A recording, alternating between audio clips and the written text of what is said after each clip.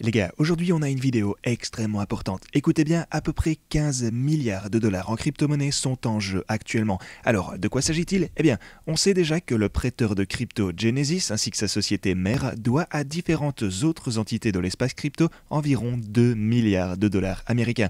Maintenant, on sait également que la même entité doit de l'argent à Grayscale et ces derniers possèdent un énorme montant de crypto-monnaies. Alors, ce qu'on est en train de voir actuellement, aux dernières nouvelles, c'est que certains des jetons que Grayscale possède dans leurs réserves ont commencé à être vendus.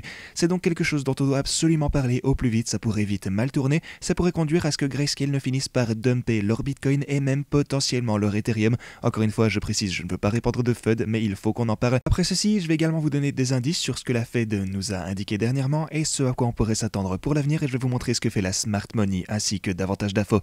Donc bienvenue à tous, je m'appelle Maxime et je vous apporte chaque jour des nouvelles vidéos en français sur les crypto-monnaies en vous apprenant comment vous faire de l'argent sur ce marché.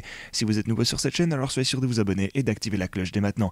Et ceci étant dit, on peut commencer avec le Bitcoin sur l'intervalle journalier comme d'habitude. Ce que vous pouvez voir ici sur notre fameux intervalle journalier, c'est qu'on a vu une vente de Bitcoin. Le prix a chuté et tout comme on pouvait s'y attendre ici, on a trouvé du support de la part de ma boîte orange ainsi que de la ligne orange que vous pouvez voir juste ici.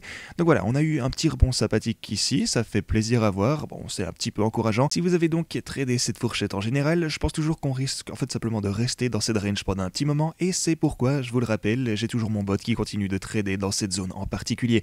Jusqu'ici, tout va bien pour le Bitcoin, c'est pas dramatique, ça se passe toujours selon ce à quoi on s'attendait. Et d'ailleurs aussi pour les marchés traditionnels, on a eu de la vente hier, les marchés traditionnels ont baissé davantage, atteignant ma ligne orange ici à 3853 dollars. En fait, on a même atteint ceci au dollar près, j'ai envie de dire, vous pouvez voir à quel point cette ligne orange a été décisive. C'est cool en fait de voir que le marché, que ce soit les marchés traditionnels donc, ou même le Bitcoin et les cryptos, respectent globalement tous mes niveaux de support et qu'on peut s'en servir de manière efficace. C'est donc voilà quelque chose à propos duquel je compte vous mettre à jour à l'avenir évidemment, mais voilà, vous connaissez déjà mon plan, c'est toujours la même chose que dans la vidéo dont je vous ai parlé il y a quelques semaines de cela. Voilà, mon plan est toujours exactement le même, rien n'a changé pour le moment. Ok, maintenant abordons finalement ceci. Alors, les investissements et avoirs de Grayscale, comme vous le savez, eh bien forcément ils incluent du Bitcoin, ils incluent de l'Ethereum également, mais ils incluent aussi quelques pièces de monnaie plus obscures on va dire. Vous avez par exemple de l'Ethereum classique, vous avez Zcash, on a Zen ici, on a même Filecoin, etc. Et donc forcément ces avoirs ne sont pas énormes. Ici on a demi-million environ en Filecoin, on a 5 millions en Zen de ce côté. Mais le truc c'est que quelque chose de super important qu'on doit bien prendre en compte en ce moment, c'est qu'on a commencé à voir certains de ces jetons moins connus on va dire, qui sont vendus en masse. Vous avez par exemple Filecoin, vous avez Zen, Ethereum classique ainsi que NIR. Et en fait on sait que tous ces jetons sont très fortement associés à Barry Silbert et au Digital Currency Group. Encore une fois, Digital Currency Group, c'est la société mère à la fois de Grayscale et ouais donc je disais à la fois de Grayscale ainsi que de Genesis Trading. On sait donc qu'ils doivent beaucoup d'argent à différentes entités de l'espace crypto, ils ont un souci avec ça et on sait alors qu'ils ont énormément de mal à réunir suffisamment d'argent que pour rembourser toutes ces personnes, rembourser tous leurs créanciers. Donc voilà, une chose sur laquelle on a pas mal spéculé dernièrement et pour le coup c'est pas une spéculation que de ma part, je le précise, ça a été également envisagé par différentes personnes dans le milieu, aussi des personnalités éminentes, c'est pas une théorie fumante, c'est donc le fait qu'ils pourraient devoir commencer à fermer certains de leurs fonds d'investissement. S'ils veulent sauver Genesis Trading, ils devront peut-être commencer à vendre certains de leurs actifs car c'est le dernier recours qu'ils pourraient envisager pour lever davantage de fonds. Alors vraiment, essayez de rester avec moi, ça va bientôt commencer à prendre tout son sens.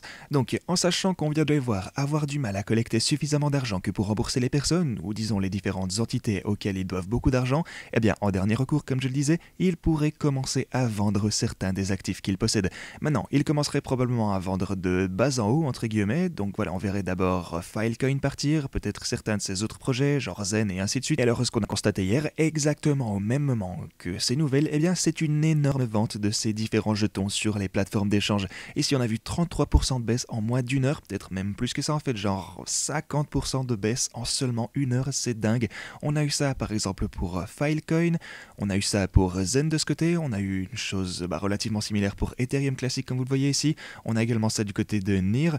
Alors, qu'est-ce que ceci pourrait impliquer? Eh bien, c'est un indicateur fort que le Digital Currency Group va entamer le chapitre 11 dans les prochains jours. Ça signifie donc purement et simplement la faillite.